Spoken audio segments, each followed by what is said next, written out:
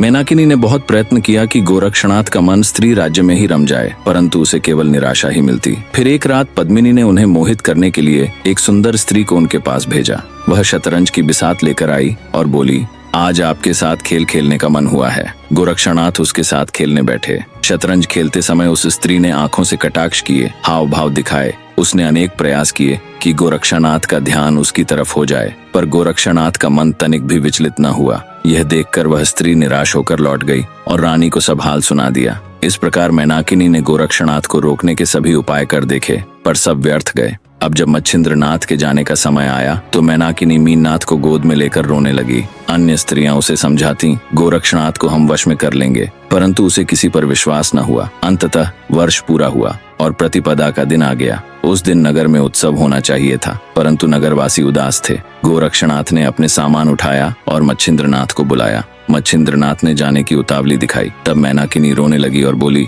बेटा जाओ, पर पहले भोजन कर लो। भोजन के बाद तिलोत्तमा ने मच्छिंद्रनाथ से पूछा, क्या आप मीनानाथ को साथ लेकर जाएंगे या नहीं? मच्छिंद्रनाथ ने कहा, जैसा तुम्हारा विचार होगा वैसा ही होगा, हम तुम्हारा मन नहीं दुखाएंगे। तिलोत्तमा ने कहा, मीननाथ को साथ ले जाइए। आज तक आप यहाँ थे तो वह सुरक्षित था, आपके जाने के बाद उसकी रक्षा कौन करेगा? ऊपर से मुझे उपरीक्ष वसु का शाप है, उस शाप के कारण मैं यहाँ आई। अब शाप की अवधि पूरी हो रही है, आपके जाते ही वह मुझे ले जाएंगे, तब मीननाथ की रक्षा कौन करेगा? उसे साथ ले जाइए। इस प्रकार मीननाथ को साथ ले जाने का निर्णय हुआ। भोजन के बाद गोरक्षनाथ चलने लगे। तिलोत्तमा का गला भर आया, वह रुक रुक कर रो रही थी। स्त्रियां गोरक्षनाथ को रोकने का प्रयास करने लगीं। वे आभूषण, वस्त्र, दुपट्टे, रत्न आदि उनके सामने रखती और कहती, हम सब तुम्हारी दासियां होंगी, सज धज कर तुम्हें रति सुख देंगी। पर गोरक्षनाथ ने सबका तिरस्कार करते हुए कहा, हमें इन ऐश्वर्यों से क्या लेना है, हमें तो धरती की धूल में ही आनंद आता है। इतना कहकर वे चल पड़े। जाते समय उन्होंने मेनाकिनी को प्रणाम किया, मीननाथ को कंधे पर लिया और मच्छिंद्रनाथ के साथ गांव से बाहर निकल गए।